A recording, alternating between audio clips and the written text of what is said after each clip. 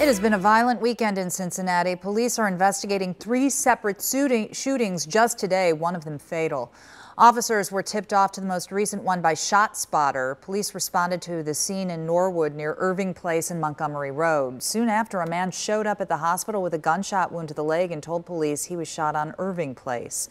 Earlier in the day, police responded to Kennedy Heights Park for a reported shooting. They say a man with a gunshot wound walked into Jewish Hospital shortly after. Both of those victims are expected to be okay, but a double shooting early this morning in Over-the-Rhine was deadly for one of the victims. Officers have identified the man killed as 36-year-old Sherrard Dunlap. This is the 4th shooting in Over-the-Rhine this week and the 2nd deadly shooting there in 3 days. One neighbor who recently moved in said the recent violence makes her afraid to let her son outside. I'm terrified. I don't know. I don't know if they're going to retaliate. There was a drive-by Wednesday, there was a drive-by Thursday. From my knowledge, there was nothing on Friday, and then last night they came back and then they shot and killed him on the corner. A second victim was rushed to the hospital to be treated for his gunshot wounds. Police have not released any more information about his condition.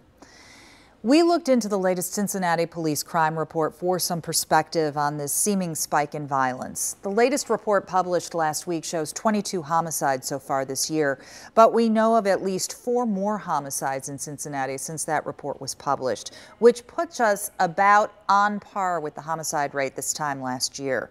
As for what police are doing to curb the violence, according to the latest crime reports, officers have recovered 528 guns. That's this year alone, and that number is up 28% from last year.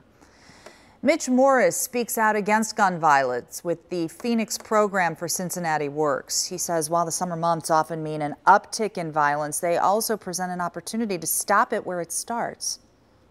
A lot of them feel like they have no hope, so they turn to negativity, so we want to replace that with positivity by a handshake, a hug, and a smile. So when the sun shines a lot of people out, it's a better opportunity for you to get out here and do that to people.